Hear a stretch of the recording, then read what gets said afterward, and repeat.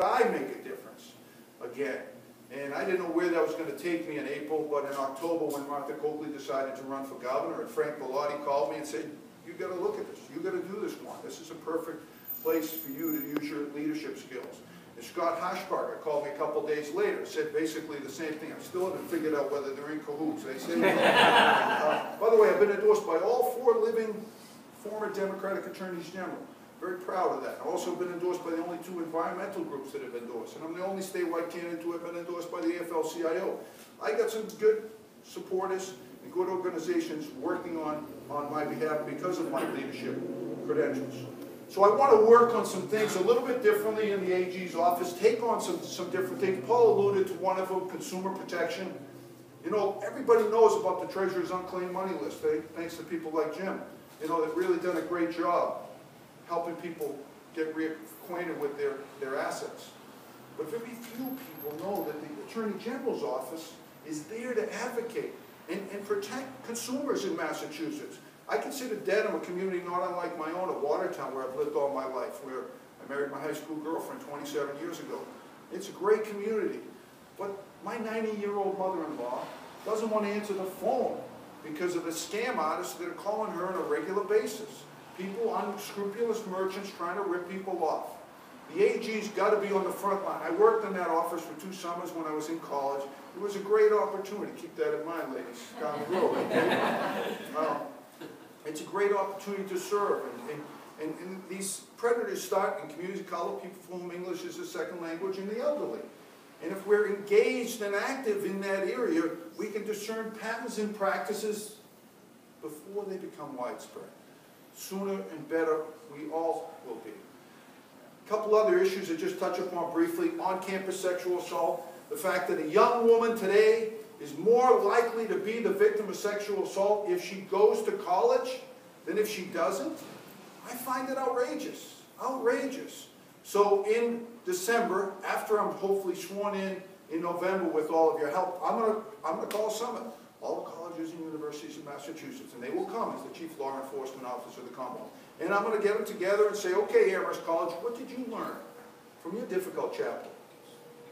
The President says it's 1 out of 5 young women are victims of sexual assault. I've seen stats as high as 1 out of 4. Whatever it is, it's way too high. We will make the best colleges and universities, I think we have them here in Massachusetts, the safest. And we will implement best practices.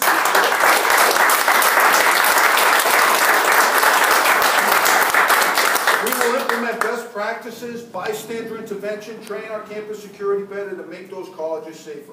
That's a leadership. It's a leadership. This problem's been around for a long time. We got to act. I will work on the opiate scourge that Paul alluded to.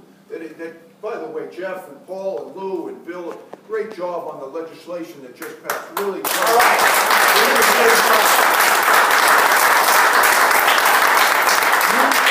You folks are going to save lives. Fred knows it. Fred Newton from Hope House here, who's been a pioneer on this issue for so many years.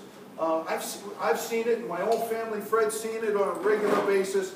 We can make a difference. You know, and you guys are making a difference with this legislation. There's more work to do, and we've got to remain vigilant because people will try to push the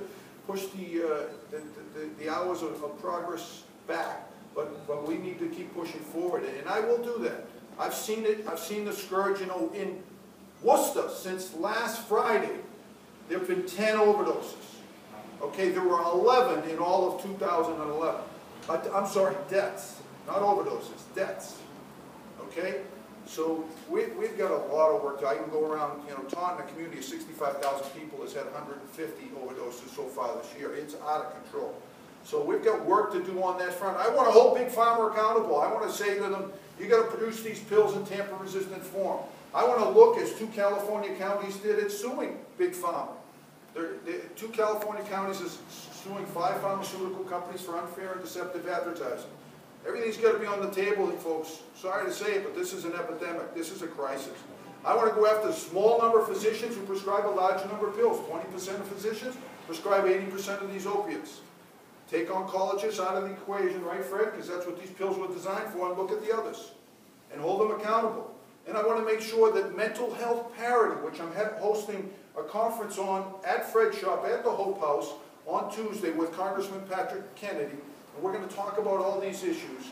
The mental health parity, it's the law of the land, except it's not. As you guys know, if we don't have providers stepping up and making sure that there are enough beds in the communities. Good luck if you're a woman in Eastern Massachusetts trying to find a bed for recovery. And you know what, if you need a bed on Tuesday and we can get your bed Thursday, it may be too late. We got to have beds available when people need them, right, Fred? You've seen it 1,000 times. And we need to educate our young folks, you know, in middle school, in elementary school, and in high school, as these two young ladies are going to be in September. That these pretty colored pills have devastating consequences. And the people for whom it's not an experiment, but perhaps a prescription, we need to educate them as well. So those are some of the things I'm going to work upon, and pay equity is very important to me. The fact that I have 2 daughters and 1 son, I have a hard time. And my 2 daughters are going to earn on average 77 cents on the dollar that my son's going to earn. Didn't make sense 50 years ago. Doesn't make sense today. We got to do something about it. And the last issue I'll just touch upon briefly is the gun issue. And I've talked about that Paul also alluded to. You can tell he's paying attention. My iPhone has it has a chip in it. I don't have to punch in a number. I just put my thumb here and it opens up. So, you know, it's pretty easy. The same technology is available on guns. You basically grab a gun handle, there's a chip there, it recognizes your fingerprint. Okay, you program it. You can have yourself on it, you can have 5 other people, whatever you want. You can just yourself, whatever. There's also wristbands that talk to the gun. If it's close enough proximity, it will fire. Okay? This technology has been around since 2000. Smith & Wesson developed it in Springfield, but they started to sell it, and the NRA and the other gun manufacturers organized a boycott. And they said, if you sell this, we're going to force you to go out of business. And that's, in fact, what started to happen. So it's not available anywhere in the United States, despite the fact that there are accidental guns all the time. Despite the fact that this technology will cut down on gun trafficking, because if you break into my home and you steal my gun, and it has that chip in it, and I programmed it from my fingerprint, it's not going to fire for you. Pure and simple. So this will save lives. But the NRA believes that, honest to God, this was in a story last week, the NRA believes that President Obama is going to have some master switch, and he's going to pull it, and all the chips will be deactivated and no one's gun will fire. I mean, I can't make that up. I read it and then I reread it again. It's just crazy. So every hour of every day, somewhere in America, a young child is injured as a result of a gun accident in the home. Every hour of every day. 52,000 Americans have been killed since Newtown, December 2012, by guns. Vietnam War was 57,000. We're almost there. It's unbelievable. So the Attorney General of Massachusetts can force the implementation of this technology on new guns. My opponent says we can't do it. I say we can regulate toy guns, we'll regulate real guns too. It makes sense. Scott Harshbarger, thank you.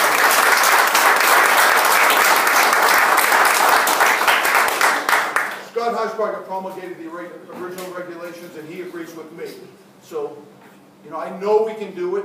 We will do it. It's about taking on the NRA. I took on big tobacco. I'm not afraid of the NRA. This technology, which is available in Europe, ought to be available in Massachusetts. It'll make our communities, our neighborhoods safer. So I'm the only candidate that will do this, and I'm proud of that. So I'm just going to close it. You know, I want everyone to know, as you hopefully have discerned by now, that irrespective of your race, your religion, your sex, your sexual orientation, when I'm your AG, I'm going to be a fighter, I'm going to be an advocate, I'm going to be someone you can work with and who will work for you. And I hope that all of you will work together with our campaign over the next 30 days.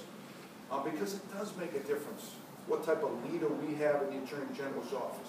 This is not about being the best attorney. We got lots of good attorneys, 500 attorneys in the AG's office, lots of great attorneys. This is about leadership. This is about vision. This is about standing up on behalf of people who don't have a voice. That's what I'm trying to do. So take heed with what Bill said. I hope, you know, if you want to sign, you can help spread the word. 50% of the people have no clue who either I am or my opponent is. You know, we've got some good advantages here, but we got to go out and introduce our campaign to folks.